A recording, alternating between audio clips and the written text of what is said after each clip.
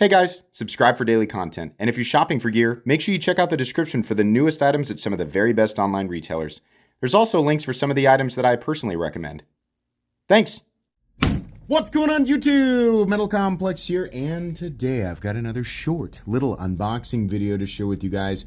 Something new from Kizer, or well, new-ish. This is a new, it's actually a version 3 of this knife, which is interesting. This was a super popular knife when it originally debuted, and so it'll be really fun to see what the newest version is like. This is just an unboxing and first impressions, not a review. Thanks to my patrons for supporting me. Make sure your notifications are turned on for the Metal Complex YouTube channel. So what do we have here? We have the Feist 3 in CPM S90V. I think for Justin Lundquist, I mean, he has a lot of popular models. I think as far as his Kizer collabs go, this is, I would have to assume that this is one of, if not his most popular knives. So let's take a look. Oh, this is like a special edition. I guess, yeah, it's got the special case on there too. So limited edition, run of 200, matte DLC Ultra. So this is DLC S90V, and then it looks like we've got some DLC titanium and carbon fiber. So, ooh, boy. Special boy. Not a big boy. That's what I expected with the Feist. That's what the Feist has always been. Smaller, more compact. Sort of like that. Oh, it's not a very distinct category, but when you say office EDC, everybody kind of knows what you're talking about. Okay, interesting how we've done this here. We have a sub frame lock. I mean, I guess that's what we're going to call it. It's like a liner lock where the top part of it is exposed. I mean, it's probably more like a liner lock than a frame lock. Nice front flipper. This is contoured, and we have no backspacer, just a seam back here. I kind of like that. I mean, this is really going to come down to how much they want for it. It's really nice. Kizer does a good job with their products. We have contoured carbon fiber here, and it's nice looking carbon fiber. We have a titanium pocket clip. This is obviously a titanium lock face here because we have a steel lock bar, and so you can see that screw there. So that is titanium, and then we have S90V, and we have DLC on it. There's a lot of really fancy things being applied to a knife that is on the smaller side. And we are still looking at a product that is produced in China.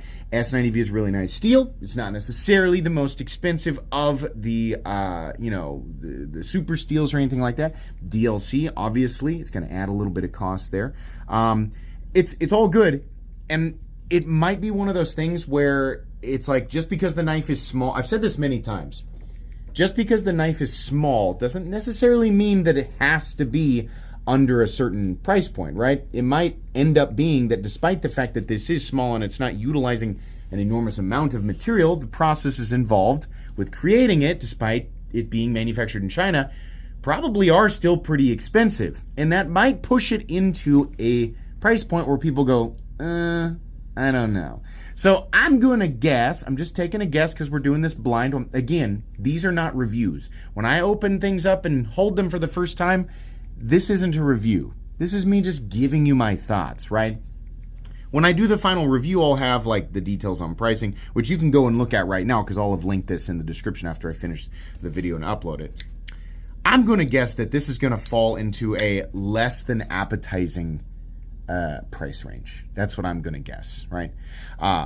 Kizer can make products that are, they make a ton of products that are super nice at 150 to 200. I think that's their sweet spot. They have been trying to break into the, 2 to 250 and even 250 to 300 territory. I think they have a few knives that go beyond 300. And, when they do it right, they do it right. It's just really hard to push. I'm going to guess that this is pretty far north of 200. That's just what I'm going to guess, right? I would really be bummed out to find that they tried to push this north of 250, right? I don't know, but I would say definitely not north of 250. At least it's not appealing, right? Maybe it does cost them quite a bit, and in order for them to be, in order for this to be profitable, then that's what they need to charge. But we can justify and we can say, oh well, but at the end of the day, if you have buyers for it, then great. If you don't have buyers for it, then you don't have buyers for it, right? This is a nice knife. It's made well. I don't know how Kizer is heat treating their S90V. I would hope that it's at least 59 to 61. A little higher would be better. If Taylor has data on that, then you can find it on his website, linked at the bottom of my description. Everything's fine. The knife centers up, which, you know, when you do a seam construction like this, I mean, actually it looks, yeah, it's centered. It looks nice. I mean, it's, if it comes off a little bit, you know, if the pivot backs out and it comes off a little bit, then you're going to see it right away, but it looks good. The action's okay. It's not like, you know, oh my God, buttery smooth. I can't, maybe right there I can feel a little bit of the bearings. Feels like, you know, just friction. It's not bad. It's not gritty or anything like that. It's just friction, and I can hear it. It's all right. It's not terrible. There's tons of knives in this tier that are like that, but it's not anything massively impressive. It's the Feist. It's a newer version of the Feist, and the Feist is a good design if you like smaller front flippers. This, given that most of the front, like the exposed frame lock version of the Feist, I'm not the biggest fan of, because there's just not a lot of room to put your fingers, to keep your fingers off the lock bar while you're deploying it, and you're forced to use the front flipper. So it's nice that they did, you know, the nested lock here. I think that's nice. There's also a nice little spot for tritium there on the pocket clip, and it's just a right hand.